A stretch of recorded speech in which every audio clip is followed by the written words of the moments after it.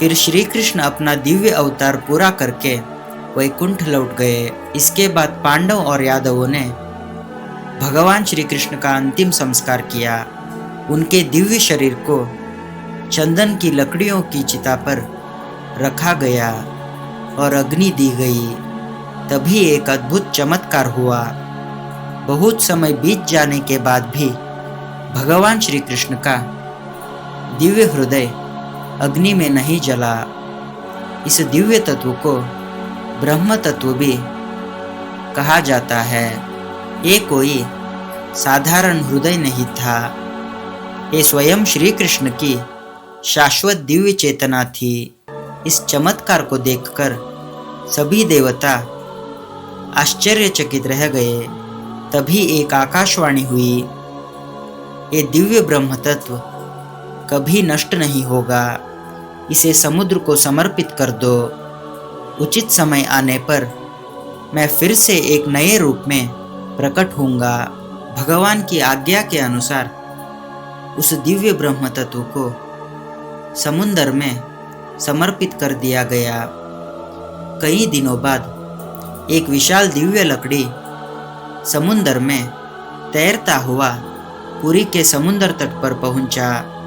ये कोई साधारण लकड़ी नहीं थी। जगन्नाथ परंपरा के अनुसार भगवान श्री कृष्ण का दिव्य ब्रह्म तत्व इस पवित्र लकड़ी में प्रवेश कर चुका था। उसी समय मालव देश के राजा और भगवान महाविष्णु के परम भक्त इंद्रद्युम्न भगवान के दर्शन के लिए कठोर तपस्या कर रहे थे। एक रात भगवान महाविष्णु राजा के सपनों में प्रकट हुए और बोले, समुद्र तट पर जाओ, वहाँ तुम्हें एक दिव्य लकड़ी मिलेगा। उसी लकड़ी से मेरी मूर्ति बनवाओ। अगले दिन एक वृद्ध शिल्पकार राजमहल में आया और बोला, मैं इन मूर्तियों का निर्माण करूंगा, लेकिन मेरी एक शर्त है। 21 दिनों तक कोई भी इस कमरे का दरवाज़ा नहीं खोलेगा। वो वृद्ध शिल्पकार और कोई नहीं बल्कि देवताओं के दिव्य शिल्पकार विश्वकर्मा थे। कुछ दिनों बाद भी कमरे के अंदर से कोई आवाज़ नहीं आई। महारानी चिंतित हो गई।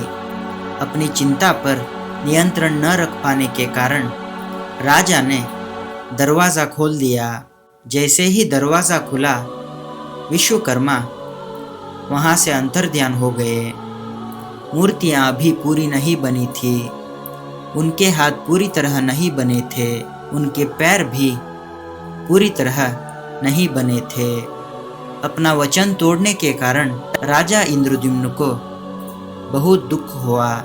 तभी एक आकाशवाणी हुई, मैं इसी रूप में हमेशा के लिए अपने भक्तों को दर्शन दूंगा। तब से श्री कृष्ण परमात्मा, भगवान जगन्नाथ, उनके बड़े भाई बलभद्र और उनकी बहन सुभद्रा इसी स्वरूप में पूजे जाते हैं।